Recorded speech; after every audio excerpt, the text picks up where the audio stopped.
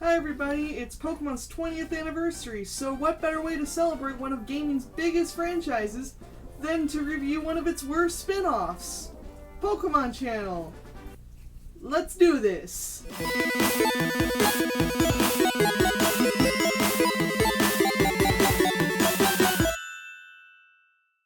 So with the success of Hey You Pikachu, it only seemed natural to make another Pika-Pal game. To be fair, they realized that the microphone gimmick didn't really work, so they instead slapped on a different gimmick. Television. Why watch TV when you can play a video game in which you watch TV, right? It's brilliant! I wanted this! Seriously, younger me wanted this. Younger me wanted this so bad that she got it for Christmas.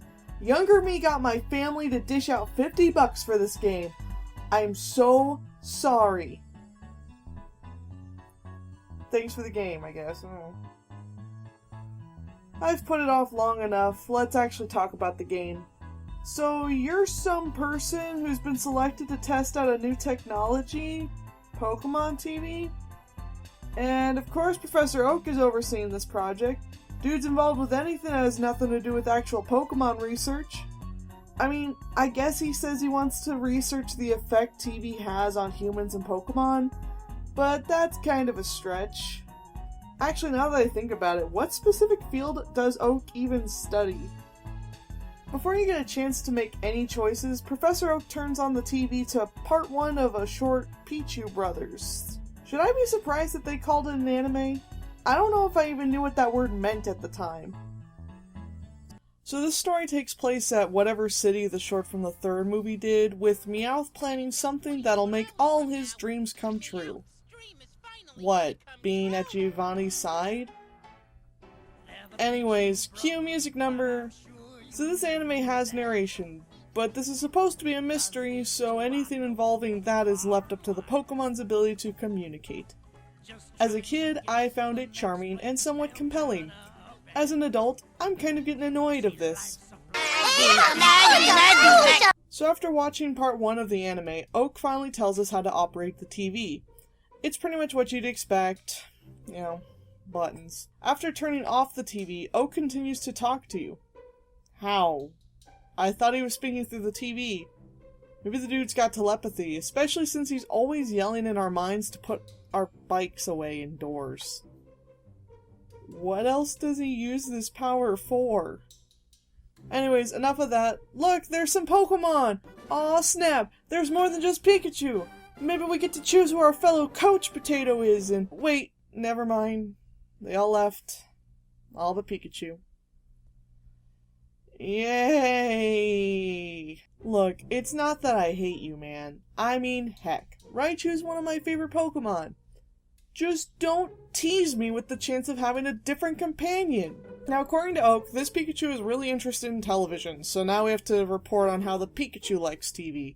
After all, Pokemon Channel is meant for Pokemon. Wait, what? If it's meant for Pokemon, then why the heck am I watching it? Dear Arceus, this game doesn't even know how to justify itself. Which, to be fair, how can you justify the gameplay that doesn't really exist?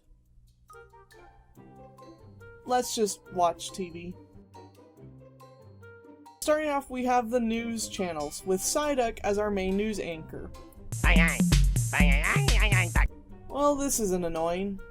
Psyduck reports random news stories involving Pokemon, which I guess can be funny to read. The news channel also has live reports with Meowth interviewing random Pokemon. That's about it. The next channel available is the shopping channel, hosted by one of the Squirtle brothers. This will probably be one of the most viewed channels since it allows you to participate in buying stuff. What kind of stuff, you ask? Dolls, wallpapers, journals, other kinds of TVs, and nice cards. What are nice cards? They're virtual trading cards with Pokemon on them. That's about it. They're not that great, but I guess some people may enjoy collecting them. After you buy stuff, a Delibird will come to deliver your stuff for you. Talk about fast service. Now you can look around your room and maybe interact with Pikachu, but why do that when you can just watch more TV? We have an exercise channel hosted by Smoochum. I don't know what to really say about this one. As a kid, I would try to follow the exercises, but it's not like Smoochum's movements translate to humans well. Then again, this whole TV thing is for Pokemon. Work it, Pikachu. Work it. Next up is the game show, hosted by Wobbuffet. It's a trivia game show with 3 Pokemon as the contestants. Aside from a question here or there that allows you to answer, you don't participate and have no bearing on the outcome. This is my sister's favorite channel to watch growing up. The 2 of us would guess which Pokemon would win. It's kinda sad that we had to find a way to make this game fun.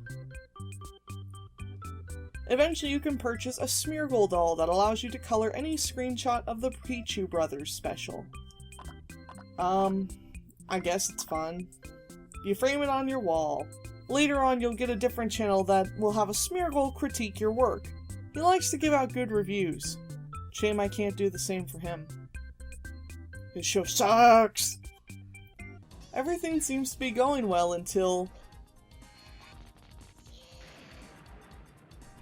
Wow. This wouldn't have happened with Mudkip. Great, now we're stuck with a black and white TV. Jeez, this is almost as bad as the last time an iconic video game character crashed my place. I'm home. What?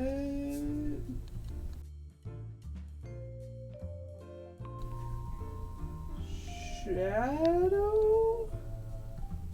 Shadow the Hedgehog? Shadow? What are you doing here? Oh, hey look, I found the computer room.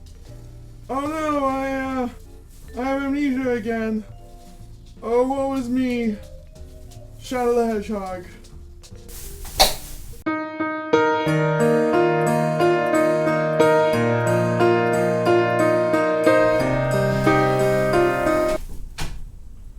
Well, now that we're stuck with a retro TV, I think it's time to step outside for a while.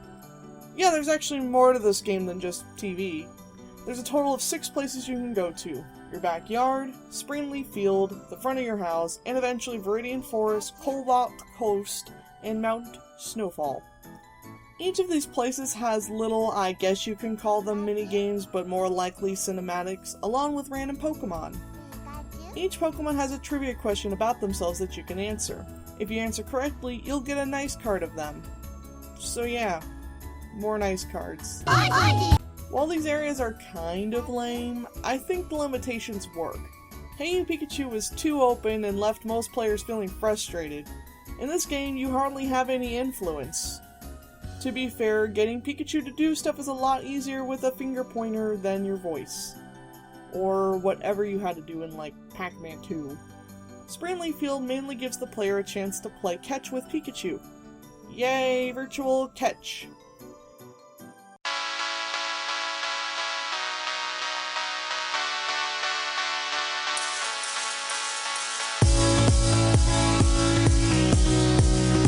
Mount Snowfall has the most stuff to do since there are ruins to explore. You can also watch Jigglypuff and Kecleon perform. Cobalt Coast offers some actual gameplay with tic-tac-toe against Pikachu. You'll either be doing that, or watching Pikachu fish while you randomly throw out donuts. That's what they look like. You're wasting those donuts. I don't even know if they probably don't even do anything. I highly doubt that my input of throwing donuts out into the ocean has any bearing on what we'll catch. Viridian Forest, well, it offers a show, but only in perfect weather conditions, and I was having no luck with that. Consider it a potential surprise you can find out on your own. Emphasis on potential. It's not that great. Now, along with a lot of games from this time period, Pokemon Channel utilizes the GameCube's internal clock. This means that some items bought from the shopping channel won't come in until the following real-time day, which is fine. What isn't so fine is that other stuff like more channels won't unlock in one sitting either. I suppose that's fine since it makes the game last longer, but I'm an adult now. I got stuff to do, so we're just gonna have to break the system. Matrix, it's all in the Matrix, red pill, blue pill, who cares, that's all I know about the Matrix. Slow motion, Keanu Reeves, Leather, Morpheus, Neo, It was a man in a suit. I did an assignment where I rotoscoped their fight scene. Yeah, was it Smith? It was probably Smith. Whatever. Pew, pew, pew. So it's been a day, and our old TV has now been replaced along with some new channels. We have the Weather Channel, in which Slowpoke wanders around for an unknown amount of time before forecasting the weather. Truly, the most underappreciated channel. Moving on, we also have the next part of the Pichu Brothers anime. Not much happens. Cubone gets sad or something. For some reason, I don't have part 3 or 4 recorded. You're not missing much, but if you're interested, I'm sure the full version is around somewhere. Part 5 has a music video with randomly generated visuals, which is pretty much the best part of the whole anime. Also, there's a channel with the Japanese voice of Misty talking over the Pichu anime. I think she's supposed to be in character. I wouldn't know. The whole thing's in Japanese without subtitles outside of the Japanese subtitles for the song. I have no idea why it's in the American version of this game. Then again, I'm sure some people would cry out if it was excluded nowadays. Some of the other channels include a channel in which you get an egg and you guess what'll hatch. There's a Counting Mareep channel, a Daily Fortune channel, a channel with a Smoochum that ranks other Pokemon, and another game show where you guess whether an even or odd amount of Oddish will appear.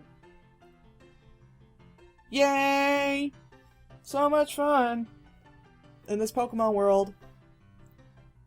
Okay, I mentioned you can buy TVs through the shopping channel, but I forgot to mention that some TVs have effects on the channels. They're mostly gimmicky or straight up blinding, like, meh. One more thing worth mentioning is some of the minigames you can purchase through the shopping channel. They are all really simple to play. There's a pinball game with Diglett, a game where you have to wait for the right time to sprint, a soccer game with Chansey, a judging game with Slowking, and another judging game with Snorlax. They're little time wasters. And that's pretty much it. I don't know what you were expecting, but that's all the game really has to offer. I wouldn't say it's as frustrating as Hey You Pikachu, but it doesn't feel as much of a game either. You're just sitting with Pikachu while watching TV. Sure, you interact a little with Pikachu here and there, but that's barely engaging. At this point, I bet you're wondering why I even chose to talk about what sounds like a pretty forgettable game. I have but one reason, and I've been putting it off this whole review. It's the random slates between broadcasts. And I don't just mean those slates, but the jingle that plays during these slates. This song has plagued me for the last 13 years. Sure, it hasn't been a constant problem, but randomly I'll get the song stuck in my head. It's up there with the best of them. Oh my god, it never truly leaves. Save yourselves from this horror while you still can. Oh no, there it is! It's coming around the corner! It's too late!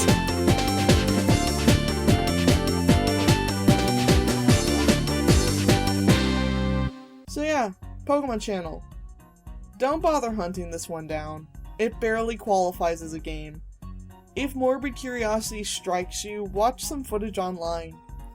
I know that's why Nintendo's got their panties in a twist, but come on. It's a game where you just watch a TV. You're not missing out on anything by watching someone else watch TV. Happy 20th, Pokemon. Keep it up with your bizarre spin-offs. I'll be waiting. Until next time. Hey everybody, thanks a bunch for watching my review on Pokemon Channel for the GameCube. While you're here, you can subscribe, you click on some links in the description for my other social media-ish niches of the internet. While you're also here, you can click on my video, my Christmas video, Knight's Journey of Dreams for the Wii, and my top 5 games I'm looking forward to this year. So maybe there's going to be something new that would be replacing one of those other games, since there is going to be a Pokemon Direct coming up. And this video is already dated. Already dated. By the time this video is up, it's dated. So thanks again for watching. Until next time.